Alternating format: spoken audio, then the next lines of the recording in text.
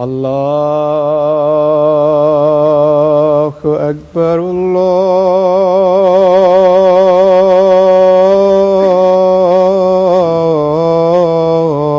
الله أكبر الله أكبر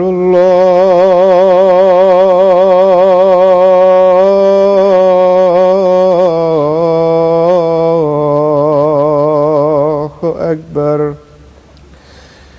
أشهد أن لا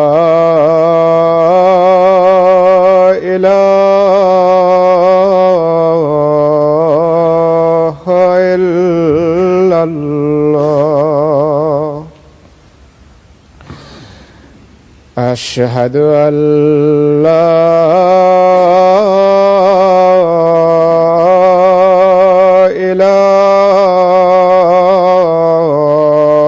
إله إلا الله أشهد أن محمدًا رسول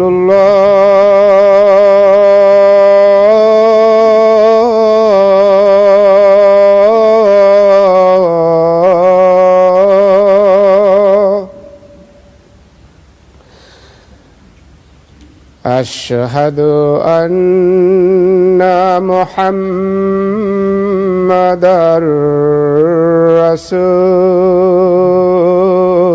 رسول الله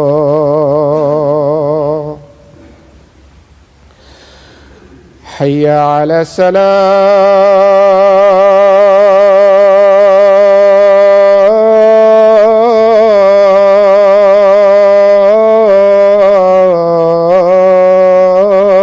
الصلاة حي على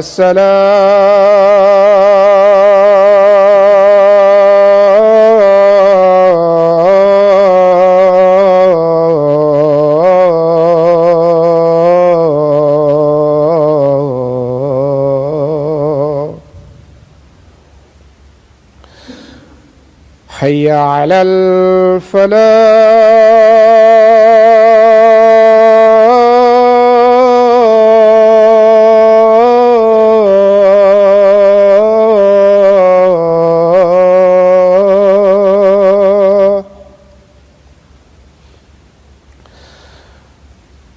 حي على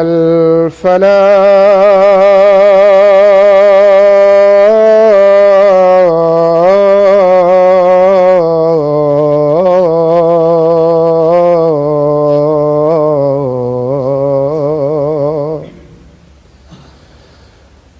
الله أكبر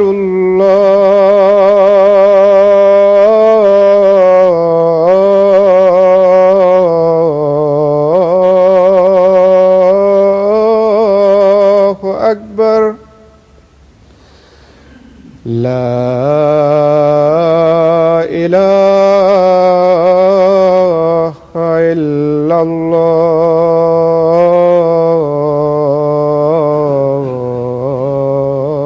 الله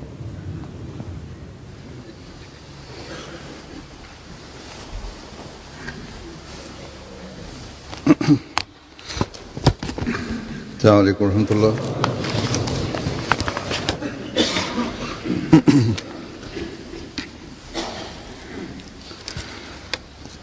أشهد أن لا إله إلا الله وحده لا شريك له وأشهد أن محمدًا عبده ورسوله أما بعد فأعوذ بالله من الشيطان الرجيم بسم الله الرحمن الرحيم الحمد لله رب العالمين الرحمن الرحيم مالك يوم الدين إياك نعبد وإياك نستعين اهدنا الصراط المستقيم صراط الذين أنعمت عليهم غير المغضوب عليهم ولا الضالين يا أيها الذين آمنوا اتقوا الله حق تقاته ولا تموتن إلا وأنتم مسلمون اے لوگو جو ایمان لائے ہو اللہ کا ایسا تقوی اختیار کرو جیسا اس کے تقوی کا حق ہے اور ہرگز نہ مرو مگر O ju që besuat, kjeni takwan, pra frikë apo drojë ndaj Zotit, ashtu siç duhet ta keni, dhe kursesi mos vdisni përveç se në gjendje kur jeni plotësisht të bindur të nënshtruar ndaj Zotit. Ky ajet tregon gjendjen e një besimtari të vërtet. Besimtari i vërtet duhet t'i përmbush të gjitha kushtet e takuas, pra të frikës ndaj Zotit. Çfarë janë kushtet e takuas? Sqarimin që gjejmë në Kur'anin famlart, përmbledhja e tij është që besimtari të përmbush të gjitha detyrimet ndaj Zotit, si dhe të gjitha detyrimet ndaj robërve të tij. Të jetë i gatshëm për të bërë çdo lloj mirësie, të përpiqet maksimalisht për të zbatuar porositë e Allahut deri në frymën e fundit të jetës së tij. Të besojë fuqimisht në të gjitha porositë që dhan Allahu dhe i dërguari i tij, dhe në të gjitha paralajmërimet që dhan ata, dhe të përpiqet të veprojë në përputhje me to. Vetëm emërtimi musliman nuk ju fut në grupin e besimtarve, por veprimi dhe veprimi i vazhdueshëm. Veprimi në të gjitha porositë e Allahut, ndjekja në gjurmët e të dërguarit të Allahut sallallahu alaihi wasallam, janë ato të cilat ju bëjnë të përmbushni kushtet e takuas. Muslimani vërtet mund të quhet vetëm ai që vepron në këtë mënyrë. Pra Allahu i lartësuar thot që fetë më parshme kanë dalë nga nënshtrimi ndaj Zotit, pasi ato nuk kujdesin më për këto gjëra. E nëse edhe ju nuk do të keni kujdes për takuan dhe nuk do të kushtoni vëmendje porosive të Zotit, nëse nuk vrisni mendjen për të kryer obligimet tuaja, atëherë edhe ju do të përfshiheni në njerëz të tillë që tërhoqen ndëshkimin e Zotit të lartësuar, dhe se edhe vdekja juaj do të jetë si ajo e atyre që nuk bëjnë vepra të mira. Të jeni musliman kërkon në nështrim të plot. Prandaj, një musliman duhet i ketë parasysh këto gjëra. Një besimtar I vërtet बातों की तलाश रखनी चाहिए gjithmonë duhet të ketë frikë ndaj Zotit dhe gjithmonë duhet të jetë në kërkim të atyre gjërave që e bëjnë të bindur, të nënshtruar ndaj Zotit, që e bëjnë musliman të vërtet pra. तो एक Për këtë, मुसलमान को edhe nëse pëson ndonjë humbje të kësaj bote, besimtari I vërtet nuk duhet të shqetësohet.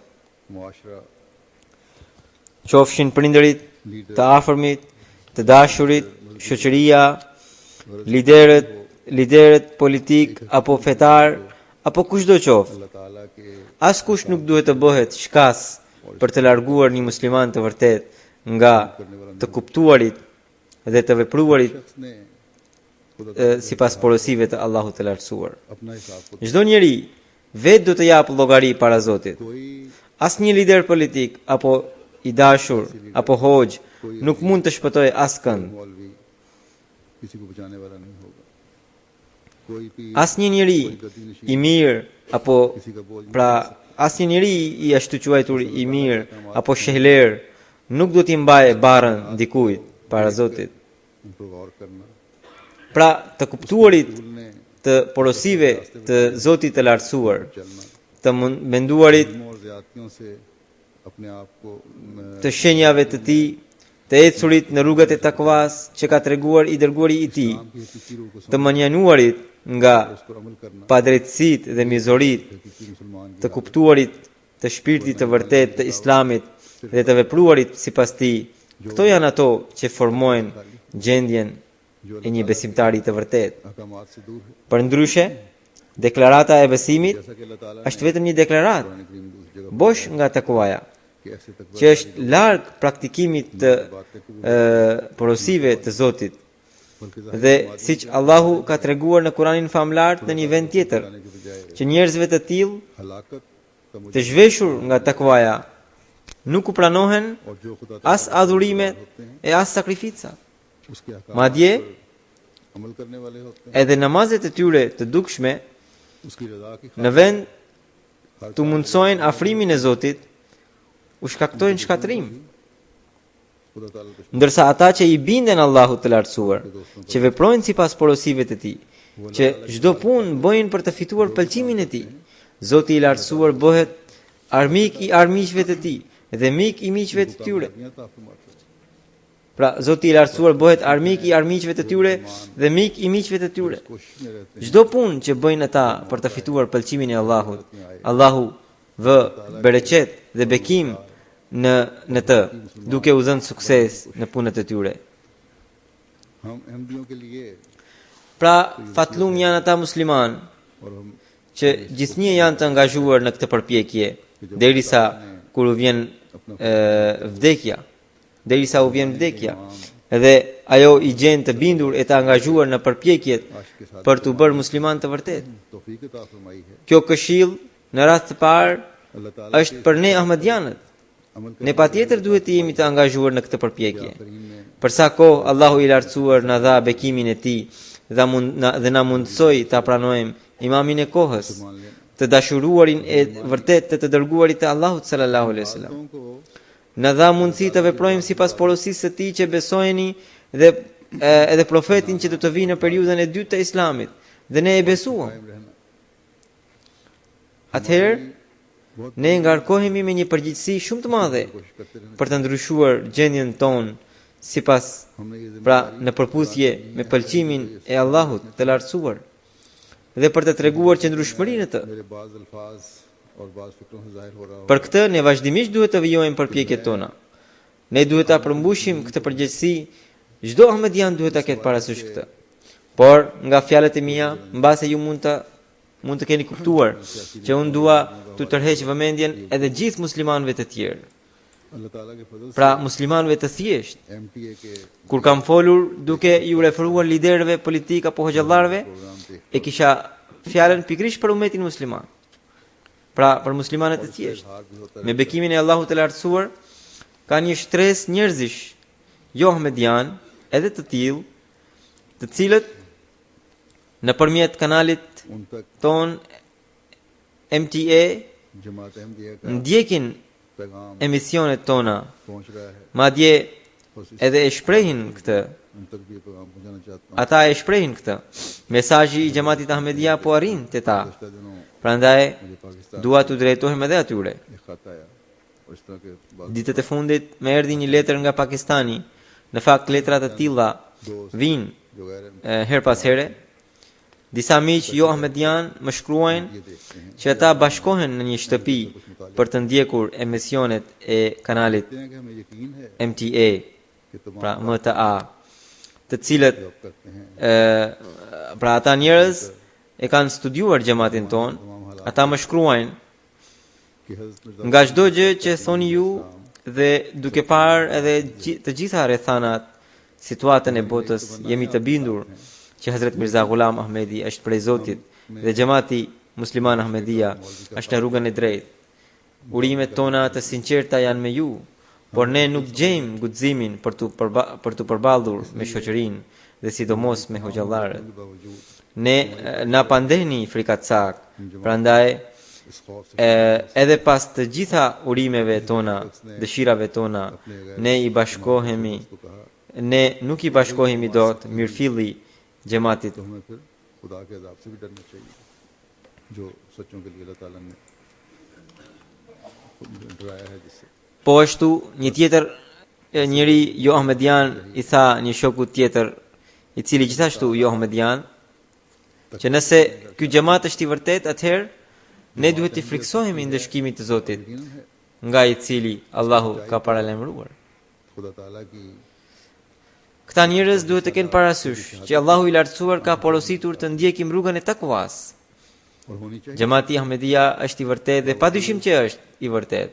मुनज़्ज़म Si provë e vërtetësisë së tij, mjafton vetëm sjellja praktike 124 vjeçare e Zotit me të. बावजूद Dhe kjo provë duhet të jetë e bindshme për ta, वहाँ के फतवों से pavarësisht nga kundërshtimet e organizuara që janë bërë edhe nga qeveritë, madje vijojnë të bëhen, बाद मुल्कों में pavarësisht nga vendimet e dietarëve, të atyre dietarëve që janë larg së vërtetës, भय जा रहे हैं të cilët, sidomos në Pakistan, shkaktojnë dhunë, pavarësisht nga mizoritë dhe përndjekjet që u bëhen ahmedianëve, nga rrëmbimet dhe grabitjet e pasurive të tyre, pavarësisht nga pengmarrjet dhe vrasjet e tyre makabre, nga djegja e shtëpive të tyre, nga shkatrimi i tyre, nga detyrat shtetërore, देने nga torturimi dhe përjashtimi i fëmijëve të tyre nga shkollat dhe kolegjet. न सिर्फ अपने ईमान Ahmedianët jo vetëm që nuk tregojnë qëndrueshmëri në besimin e tyre, madje janë të gatshëm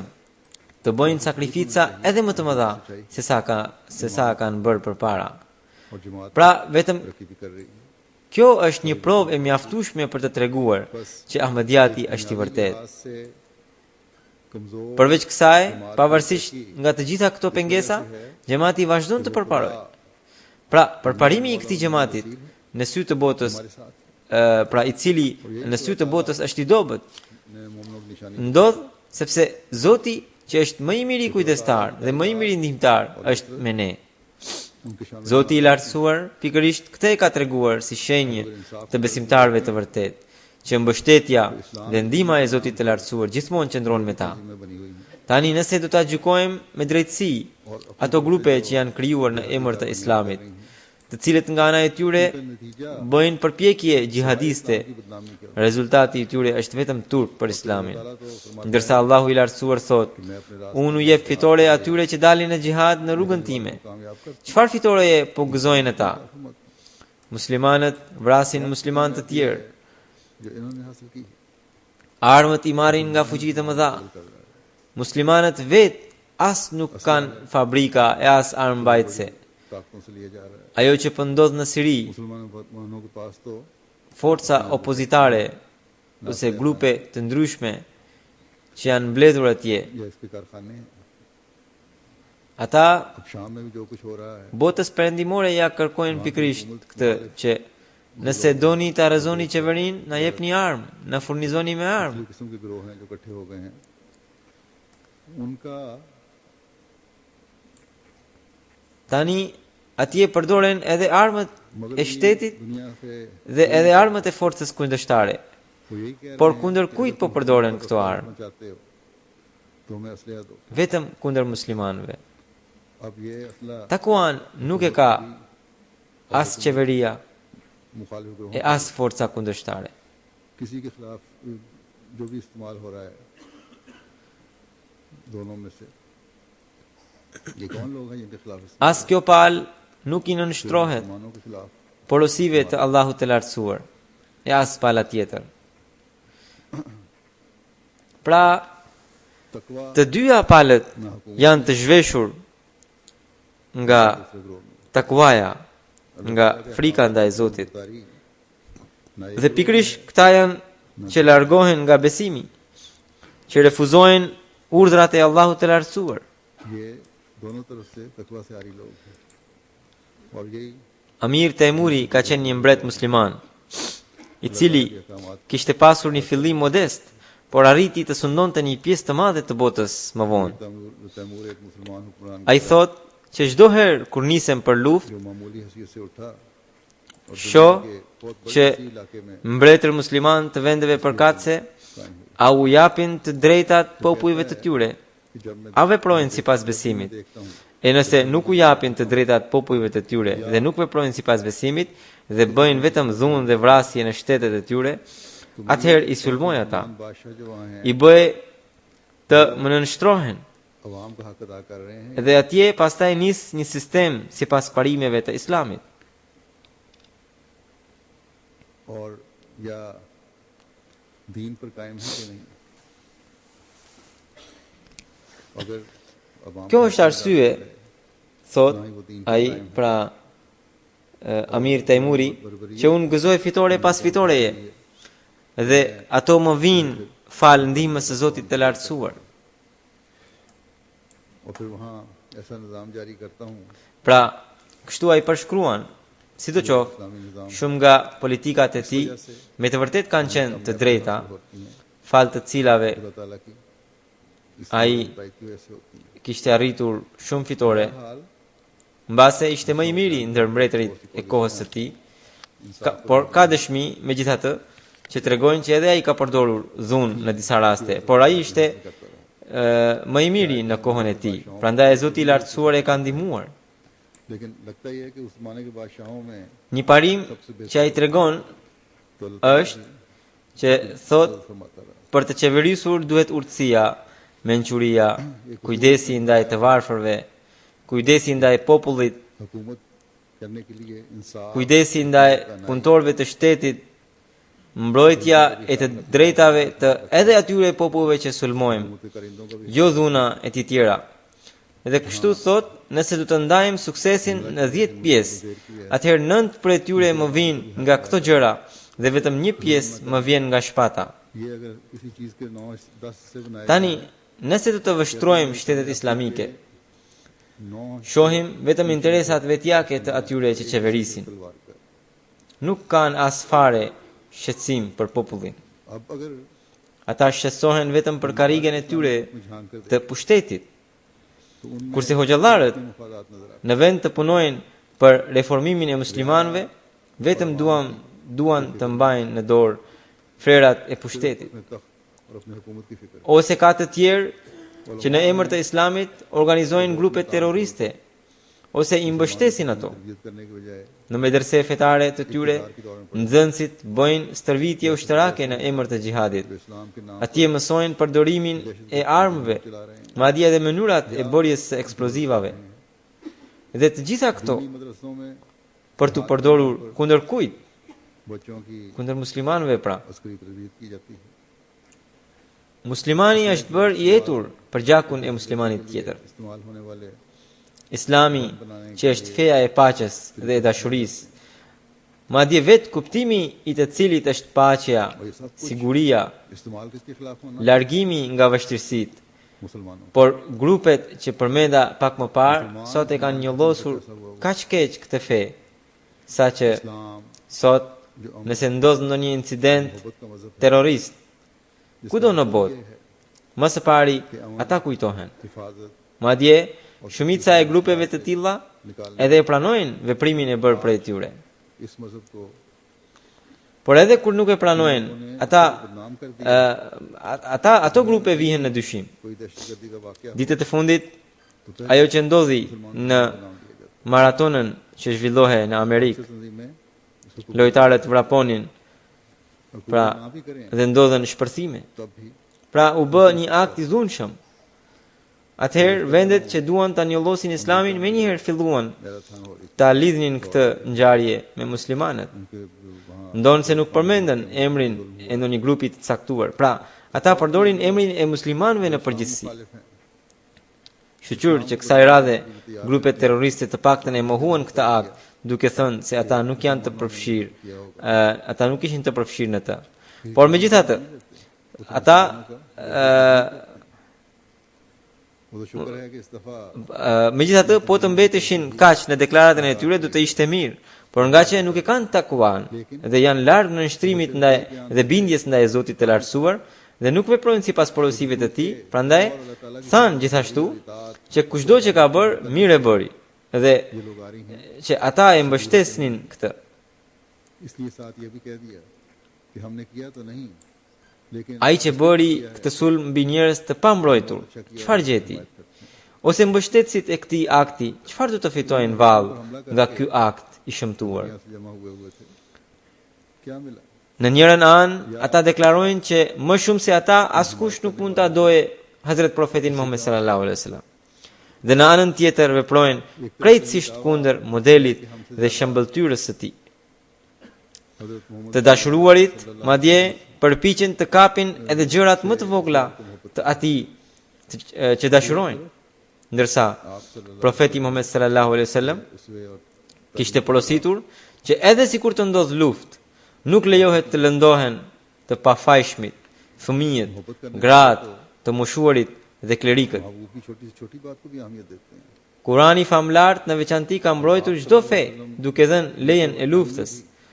Jo si këta, që edhe pse nuk ka ndonjë luftë, vranë njerëz të shumt. मना किया Shumë të tjerëve u janë prerë gjymtyrët. Quran करीम में Shumë nga fëmijët që ishin atje dikujt ju pre krahu e dikujt këmbët. की ये जंग की इजाजत दे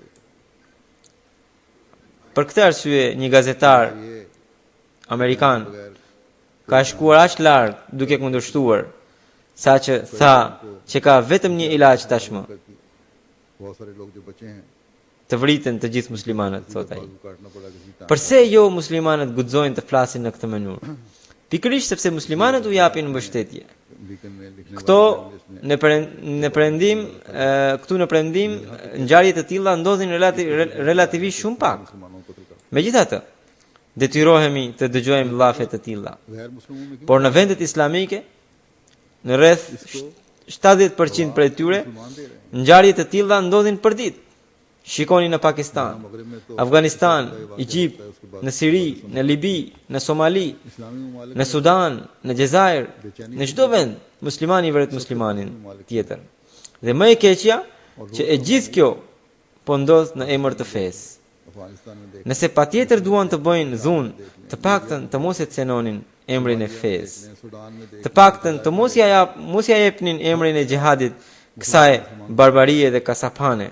और जुल्म ये है Edhe në vendet islamike ku terrorizmi nuk bëhet i hapur, u hiqen të drejtat popujve të tyre. कम से कम Nuk ka drejtësi. के नाम पर I varfri po varfrohet akoma më shumë dhe i pasuri po pasurohet edhe më shumë. का नाम तो न दो Arabia Saudite, për shembull, mjaft e pasur nga pasuria e naftës.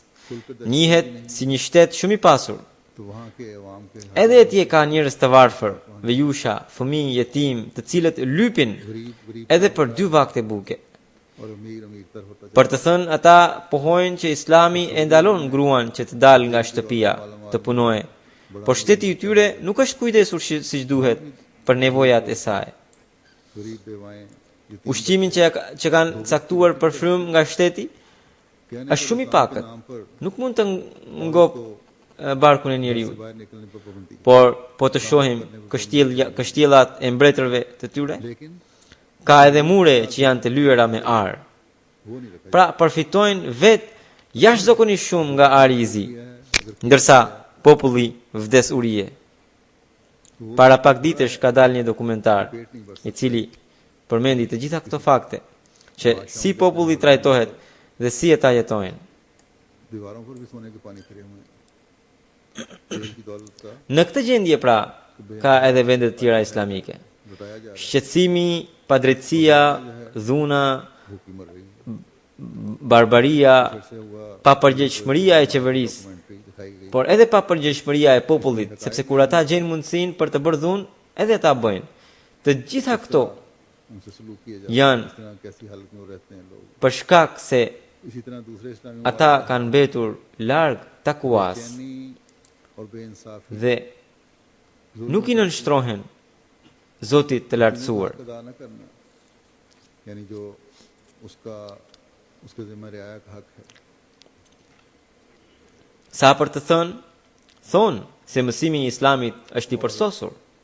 Patjetër që është i tillë, por argumenti i tyre që për këtë shkak ata nuk kanë nevojë për ndonjë Mesih apo Mehdi apo profet, nuk e kanë të drejtë. तो उनकी तरफ से भी जुल्म का इजहार होता है Pa marrë parasysh që vetë Zoti i lartësuar dhe Hazrat Profeti Muhammed sallallahu alaihi wasallam kanë dhënë paralajmërime që në këtë kohë Zoti do të dërgonte një reformator. इस्लाम की तालीम Pra, pa marrë parasysh këtyre fakteve, vetë gjendja e kohës, rrethanat e botës, ulërinë që muslimanët e kanë harruar mësimin e tyre. किसी मसीह और मेहदी की जरूरत नहीं है Xhamitë ekzistojnë, por dietarët i kanë kthyer në pika politike. Kurani famlart ekziston, por edhe ai vetëm vendoset në vitrina sa për bukuri. कि इस जमाने Dietarët duke bërë komentime sipas shefit të tyre, होगा खुद जमाने के हालात भी udhëheqin umetin musliman në rrugë të gabuara.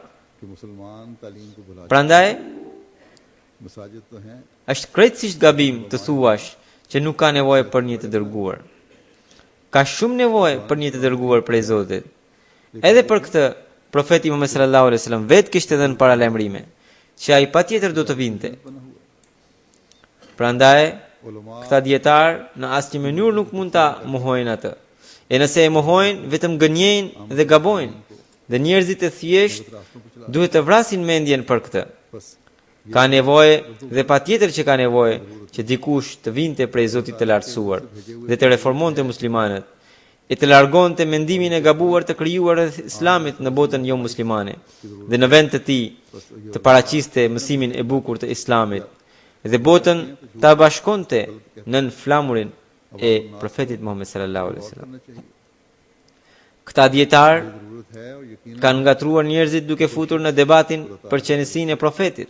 मबूस होकर आए Kur vetë Zoti i lartësuar इस बिगाड़ की dhe vetë Hazret Profeti Muhammed sallallahu alaihi wasallam Mesihun e premtuar dhe Imam Mehdiun e kanë quajtur profet. कायम हो चुका है उसको जाहिल Atëherë kush mund të ketë të drejtë ta shpjegojë ndryshe e pastaj për këtë shkak besimtarët e Imam Mehdiut t'i vërë në shënjestër të mizorisë së tij? Siç e thash, vetë gjendja e botës dëshmon që edhe pse Kurani famlart ekziston, ashtu siç ka qenë në fillim, पूरे करने की शुरू की हमने gjendja fetare, shpirtërore, morale muslimanëve वसल्लम ने në përgjithësi ka rënë. आने वाले मसीह माऊद और मेहदी माऊद को Takwaja ka mbetur, पुकारा है तो फिर किसी और का क्या हक बनता है takwaja nuk ka mbetur te ta. तशरीह करके उसके और उसके मानने वाले Shumica e muslimanëve ka dalë jashtë nënshtrimit ndaj Zotit të lartësuar. Pra është koha për të menduar që në këto rrethana खुद दुनिया के a nuk duhet të ketë ndonjë rrugë që sjell reformim? Quran करीम के A nuk duhet të ketë ndonjë njeri që të kuptojë shpirtin e mësimeve të Islamit e pastaj t'i frymëzojë Akhlaq muslimanët me ta? अमून मुसलमानों की गिर रही है Ne Ahmedianët me bekimin e Allahut të lartësuar jemi fatlum që besojmë që Zoti i lartësuar sipas premtimeve të tij dhe sipas parashikimeve të profetit Muhammed sallallahu alaihi wasallam e ka dërguar atë njeri në shekullin e 14, i cili erdhi dhe kaloi duke na aprur thesare dijesh dhe urtësish nga Kurani famlar në formën e librave të tij और आगे मुसलमान për të bërë dallim midis së vërtetës dhe të pavërtetës, हम Ahmadi duke provuar e përsinë e Islamit mbi të gjitha fetë dhe duke u bërë sfidë të hapur armiqve për t'ju përgjigjur, duke u mbyllur gojen me argumentet pa kontestueshme, 14 सदी में duke jetuar një jetë të gjatë अल्लाह ताला dhe më në fund u paraqit में pranë Zotit, इल्म और इरफान के खजाने por pas ti वजाहत mendimin e Zotit të lartësuar, हक व बातिल के duke lënë një xhamat që do të vazhdoj deri në fund të botës, i cili me bekimin e Zotit po shënon përparime dhe arritje çdo ditë e më shumë. अल्लाह ताला की ताईद Ndërshenjat mbështetëse toksore dhe qiellore që erdhën prej Zotit për vërtetësinë e Mesiut të premtuar, janë edhe ato që janë në formë katastrofash, और të cilat vazhdojnë të shfaqen gjermësot.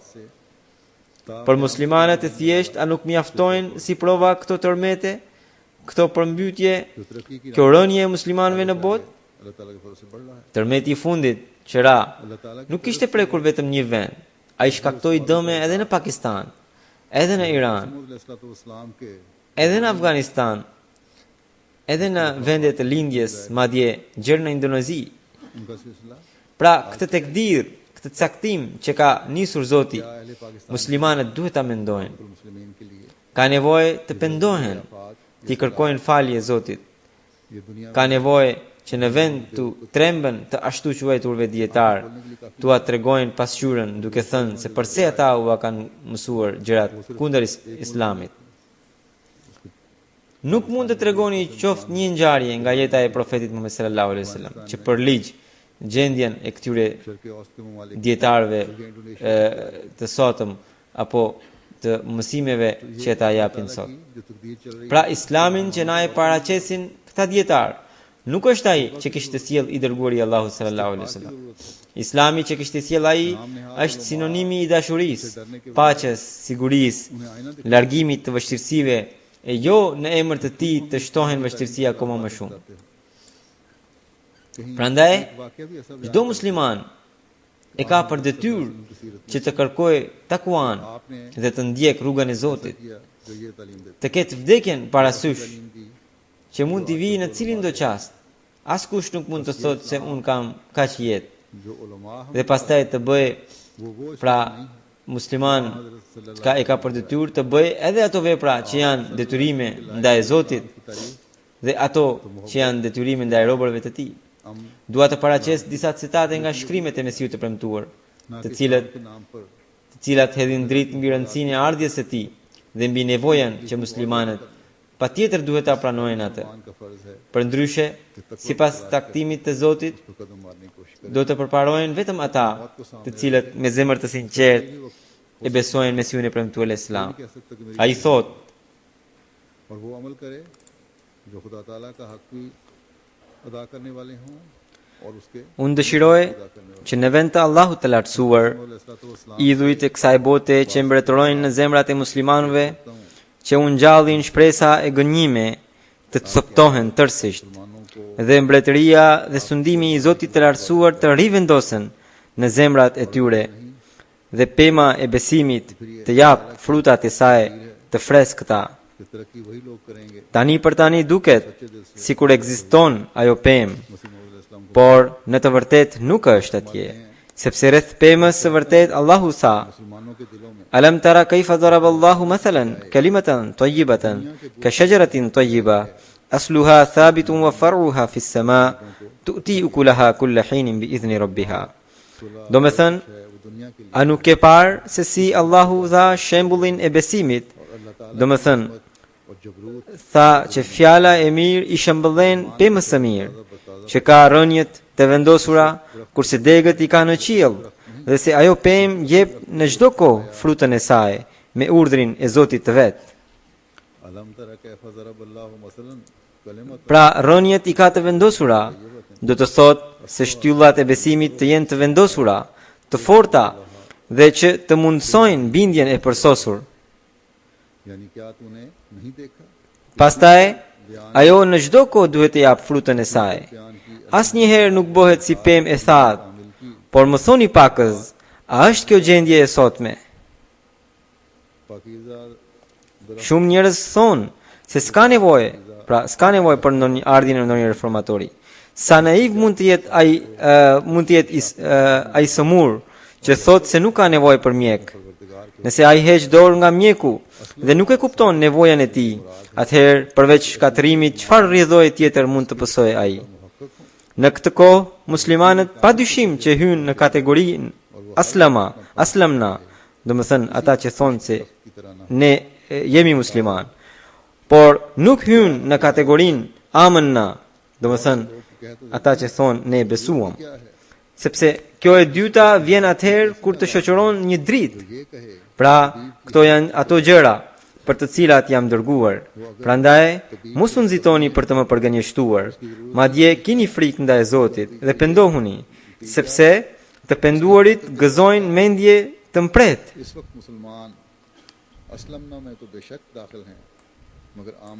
Pastaj, duke dhënë shembullin e shenjës së murtajës, Mesiu premtuar Islam thot, shenja e murtajës është një shenjë shumë e rrezikshme. Dhe fjalët që Zoti i lartësuar mi ka dhënë rreth saj janë inna Allaha la yughayyiru ma biqaumin hatta yughayyiru ma bi anfusihim. Kjo është fjali e Allahut dhe mallkimi qoftë mbi atë që gënjen, trillon në emër të tij. Allahu i lartësuar thotë se dëshira ime do të ndryshojë atëherë kur zemrat do të ndryshojnë. Prandaj friksohuni nga Zoti i lartësuar dhe trembuni nga zemrimi i tij. Askush nuk mund të marrë përgjegjësi për dikë tjetër. Edhe në çështje të vogla gjyqësore, shumë njerëz nuk tregojnë besnikëri. Çfarë mund të shpresohet prej tyre për ahiretin, për të cilin Allahu tha, "Yauma yafirru al-mar'u min akhihi", do të thënë atë ditë edhe vllai do të largohet dhe do të ikë nga vllai i tij. Ashtu siç një njeri që edhe pse deklaron të besojë Allahun, të dërguarin dhe librin e tij, por nuk praktikon porositë e tij siç janë namazi, agjërimi, haxhi, zakati, tekuaja, pastërtia dhe porositë që e pastrojnë shpirtërisht dhe që e largojnë nga shirku dhe e mundsojnë të bëjë vepra të mira, atëherë një njeri i tillë përgjithsisht nuk meriton të quhet musliman dhe ai nuk është i stolisur me besimin.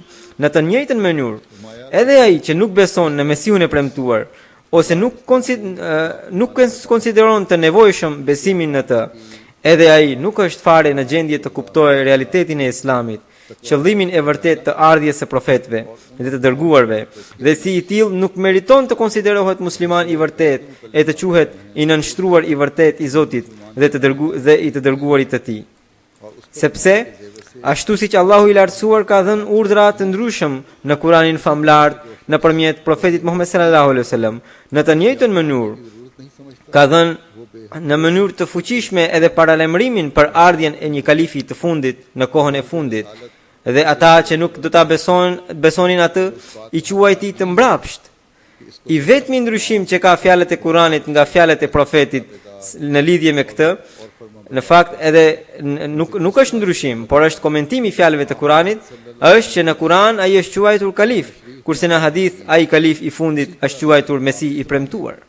Pra derisa Kurani famlart ka përdorur fjalën premtim për ardhjen e atij kalifi dhe kështu duke i dhënë një rëndësi të madhe ardhjes së tij, çfarë muslimani mund të jetë ai që thotë se nuk ka nevojë për ta pranuar atë? Mesiu premtuar Islam në një vend tjetër thotë: "O popull naiv, me çfarë ju konsideroj ju? Ju jeni si ata fatkeqi para derës së të cilëve një bujar krijon një kopsht ku mbjell çdo lloj pemë frutore, ku rrjedh gjithashtu një lum i freskët që ka ujë të ëmbël, ku ka pemë të mëdha e higjera, nën hijen e të cilave mira njerëz mund të shpëtojnë nga vapa, dhe ai bujar fton në kopshtin e tij popullin e vet, që po përvëlohet në zhek dhe që nuk ka asnjë pemë me hije e as me frut, e as nuk ka ujë që të ule në hijen e atyre pemëve, e të hante fruta e të pinte ujë të freskët. Por ai popull fatkeq ja refuzoi ftesën dhe vdiq në atë zheg, nga vapa përcëlluese dhe nga etja dhe uria. Prandaj Allahu i lartësuar thotë që në vend të atij populli unë do të sjell një popull tjetër që do të preferojë të ulet në hijen freskuese të atyre pemëve, të haje nga frutat e tyre dhe të pi nga uji i kulluar i atij kopshti. Shembulli i Dhulkarnejnit që ka dhënë Zoti i lartësuar në Kuranin famlart është shumë i gjetur, që Dhulkarnejni gjeti një popull i cili po digjej në vap Pasi midis tij dhe diellit nuk kishte asnjë gjë mbrojtëse. Ai popull nuk deshi ti kërkonte asnjë ndihmë Dhulkarnenit. Prandaj ai popull mbeti në atë bela, por Dhulkarneni gjeti një popull tjetër, i cili kërkoi ndihmë për të shpëtuar nga armiqt. Dhulkarnenit për të shpëtuar nga armiqt. Andaj ai i ndërtoi një mur atij populli, nga i cili ai i shpëtoi armikut. Unë sinqerisht ju them të vërtetën, sipas kësaj profecie të Kuranit famlar, ai Dhulkarnein jam unë, që kam gjetur bashkimin e dy shekujve të çdo populli. Domethënë fjala Dhulkarnein do thot ai që gjen dy shekuj. Ndërsa ai popull që përvelohe në vap janë ata musliman, të cilët nuk më pranuan mua, dhe populli që qëndronte në balt e në errësirën e pellgut janë të krishterët, që as nuk kanë ngritur shikimin për të parë diellin ndriçues. Kurse ai popull për të cilin ishte ndërtuar muri është xhamati im. Unë sinqerisht ju them të vërtetën, që vetëm këta të fundit do të jenë ata besimi i të cilëve do të shpëtohej nga ndërhyrja armiqësore. Çdo bazë që është e dobët do të shembet nga shirku dhe mosbesimi. Por ky xhamat do të ketë jetë të gjatë dhe shejtani nuk do ta mbizotrojë atë, dhe as grupet e shejtanit nuk mund ta triumfojnë atë. Argumenti i njerëzve të këtij xhamati do të jetë shumë më i mpret se sa shpata dhe shumë më thumbues se sa shtiza, dhe ata do të vazhdojnë të mbizotrojnë çdo xhamat tjetër deri në ditën e Kiametit. Njëra ata naiv që nuk më njohën. Çfarë sysh të verbër mund të jenë ata që nuk arritën ta shikonin dritën. Unë nuk mund të dukem atyre, sepse mlefi armiqësor ua kanë errësyer syt. Zemrat e tyre janë të ndryshkura dhe syt në perde. Nëse ata do të fillojnë një kërkim të sinqert dhe të pastrojnë zemrat e tyre nga mlefi, të agjërojnë gjatë ditëve dhe të luten gjatë netëve, e të qarejnë e të këllthasin, atëherë ka shpresë që Zoti Bujar të mund të tregojë se kush jam. Ka nevojë që ata të kenë frikë nga pavarësia e Zotit. Domethënë, Allahu i lartësuar është i pavarur dhe ka shumë cedër. Prandaj ata vetë duhet të shqetësohen, njerëzit vetë duhet të shqetësohen dhe të friksohen për fundin e tyre. Mesiu premtuar selam thot: O njerëz, mos e nënçmoni Zotin dhe shenjat e tij dhe kërkojini atij faljen e mëkateve dhe tregohuni të ulur para tij për shkak të frikës së mëkateve tuaja. A keni harruar fundin e atij populli që kishte ndjekur rrugën e mohimit përpara jush? A jeni quajtur të pandëshkueshëm në librat e Zotit ndëshkues? Andaj kërkoni stre të Zotit i lartësuar nga mendimet e këqija, nëse i friksoheni atij. Le të qohet çdo kush e të mënjanohet nga ata që kanë armiqësi. Sërish, mendoni pak, a nuk ju janë dhënë juve ato prova që u ishin dhënë edhe mohuesve të mëparshëm? A nuk ju erdhën shenja? A nuk u poshtruat vetë duke e nënçmuar Zotin e Madhërisëm? A nuk ju janë dhënë të gjitha këto sikur të ishin borxhet që ju janë paguar? Pasha atë që është dhuruesi më i mirë, që më solli në këtë pozitë dhe për vërtetësinë time palosi dhe shpalosi. Domethënë ka treguar të dyja llojet e shenjave, edhe ato që kanë lidhje me ndërtimin, edhe ato që kanë lidhje me shkatrimin. Pra thot, pasha atë që është dhuruesi më i mirë, që më solli në këtë pozitë dhe për vërtetësinë time palosi dhe shpalosi, më dha fëmijë, shkatroi armiqt e mi dhe tregoi mrekullinë dhe dallimin në shenjat e tij dhe në mbledhjen e feve më dha shenjen e krijimtarisë së tij. Bëhet fjalë për atë mbledhje ku sipas profecisë ishte lexuar fjalimi i tij për filozofinë e mësimeve të Islamit. Dhe edhe shenjen e vrasjes së armikut. Tregoi shenja verbale dhe praktike për ata që kanë aftësi të shohin. Më pas ju tregoi edhe eklipsin e diellit dhe të hënës gjatë muajit të Ramazanit dhe duke më dhënë diturinë e Kuranit, ju bëri fajtor.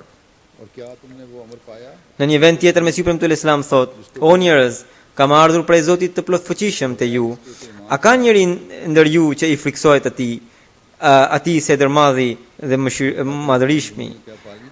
Apo do të më anashkaloni duke u treguar mendje lehtë? Ju keni quar dredhit tuaja deri në kulm dhe si gjahatar harxhuat kohë të gjatë në hile, a gjetët diçka më shumë se sa zhgënjimi?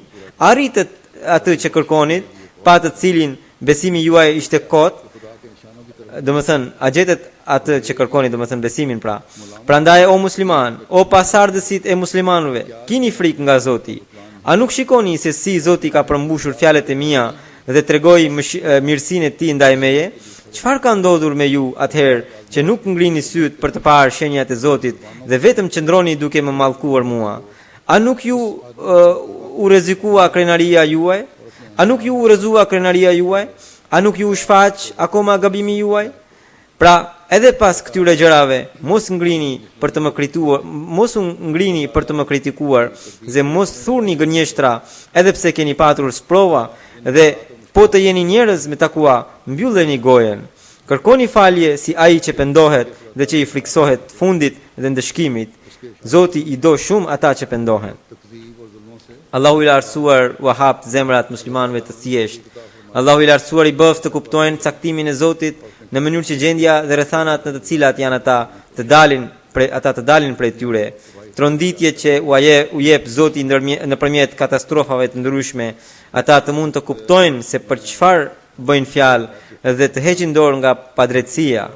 Allahu i lartësuar edhe ne na bëf të ndjekim rrugën e takvas dhe të realizojmë çdo fjalë dhe çdo vepër tonën në përputhje me pëlqimin e Allahut dhe të arrijmë të zgjojmë botën të mos shkatërrohet.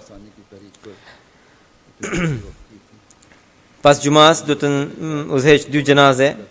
Xhenazja e parë është Chaudhry Muzaffar Rahman Sahebit, Chaudhry Mahfuz Rahman Sahebit, i cili ndroi jetë me 6 prill 2013 në moshën 93 vjeçare. Inna lillahi wa inna ilaihi rajiun. Pas shkollës së mesme ai kishte dedikuar jetën sipas thirrjes së kalifit të dytë. Ishte inspektor i Beitul Malit, pra të thesarit në Kadian. Ishte edhe Sadr Khudamul Ahmedia gjatë kalifatit të tretë, e besonte shumë kalifi i tretë.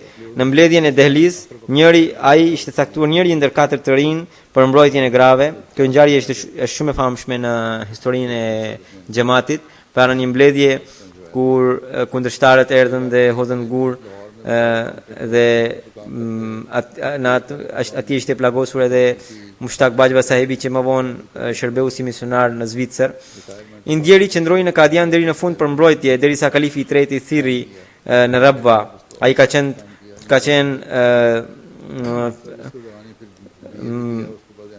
accountant në kolegjin Talimul Islam, pastaj ka qenë edhe kujdestar i konviktit, punoi në bibliotekë, ka qenë mësues në Akademinë Nusret Jahan, shkollën e lartë dhe masterin në shkencat e islamit kishte bërë gjatë shërbimit. Në anarkinë ndodhur gjatë vitit 53, ka qenë mbrojtës i kalifit të dytë, bënte në pjesë në grupin e parë që shkoi në Rabwa, pra në atë grup që përbohe prej 19 vetash, të cilët për herë të parë kishin banuar në Rabwa.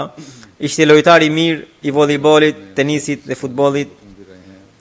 Jepte kontribute financiare. Ishte edhe vësijat bërës. Të gjitha hesapet e mbylli gjatë jetës së tij.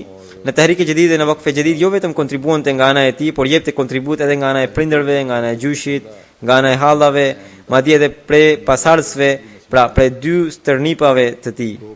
Namazet i falte me shumë përkushtim, falte rregullisht të tahajjudin.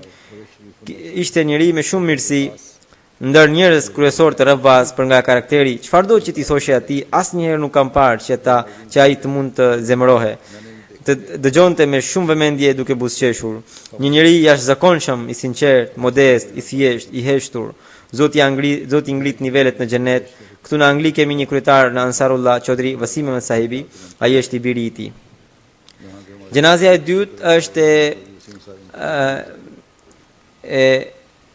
së ndëruarës Kaisera Begum Sahibas, e shoqja e Mirza Azhar Ahmed Sahibit, e cila ndroi jetë më 13 prill afërsisht në moshën 70 vjeçare. Ajo ishte nusja e djalit të kalifit të dytë të Mesjut premtuar. Ajo pati një lloj kanceri që u përhap menjëherë dhe nga kjo ndroi jetë. kishte virtyte shumë të mira, ishte e buzëqeshur, e dashur, kishte lidhje të fortë me kalifatin. Me mua sidomos kam vënë re që pasi jam bërë kalif, ishte forcuar akoma më shumë lidhja me mua. Ishte shumë entuziaste në kontributet financiare, kujdese shumë ndaj të varfërve. Disa nga të afërmit të saj të varfër, pra që janë relativisht të varfër, më kanë shkruar që ajo shpesh shkonte tek ata edhe i ndihmonte heshturazi pa i thënë askujt. Kujdese për nëpunësit, jo vetëm për nëpunësit, por edhe për të afërmit të tyre. Shumë mikpritse ishte gjatë ditëve të Gjalsa Salanës. Babai Hazrat Said Ahmed Khan Sahibi, gjyshi i saj ishte Kernel Ausaf Ali Khan Sahibi, që ishte kushëriri i Hazrat Nawab Muhammad Ali Khan Sahibit, pra të dhëndrit me syt premtuar. Ajo ishte mbesa e Abdul Majid Khan Sahibi, që ishte sahabi me syt premtuar, dhe stërgjyshi i saj ishte gjithashtu sahab. Babai i tij së pari babai i tij ishte bërë Ahmedian, pastaj u bë edhe gjyshi. Kur baban e tij e pyesnin se pse i kishin pranuar Ahmediatin, ai në mënyrë shumë të lezetshme këndonte një varg në urdu, pra përkthimi i tij vargu është që na pëlqeu ky besim dhe ne e përqafuam. Pra ky është i rimuar në gjuhën urdu. Stërgjyshi i saj nga nëna Hazrat Khan Muhammad Khan Sahibi ishte një sahab i moqëm i Mesit premtuar al Islam, dhe që kishte ndëruar jetë në vitin 1904.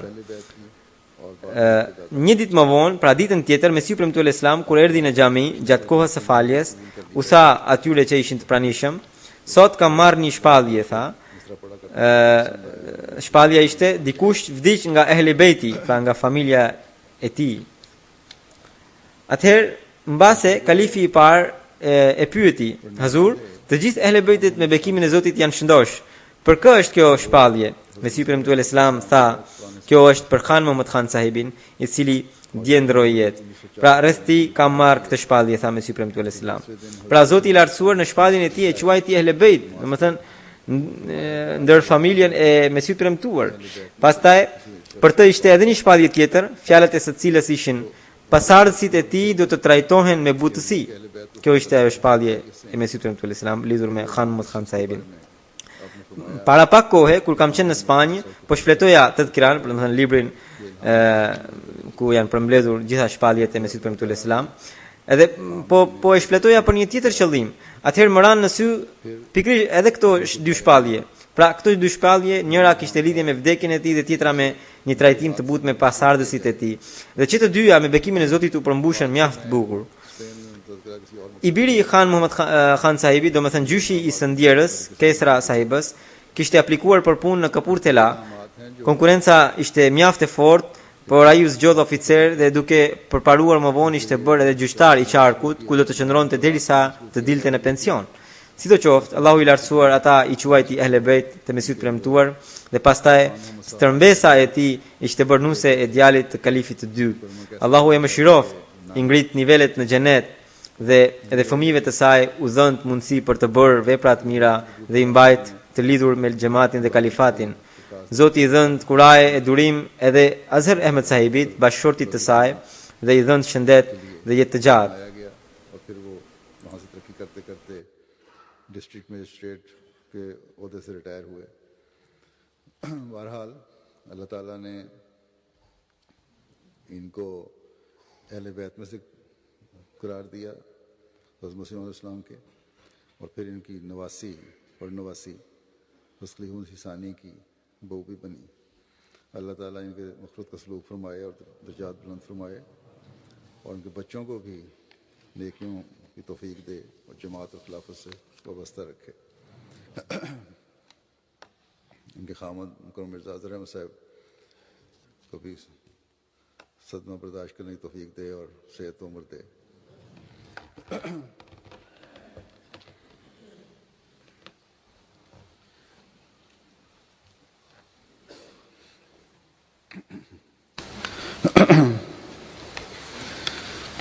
الحمد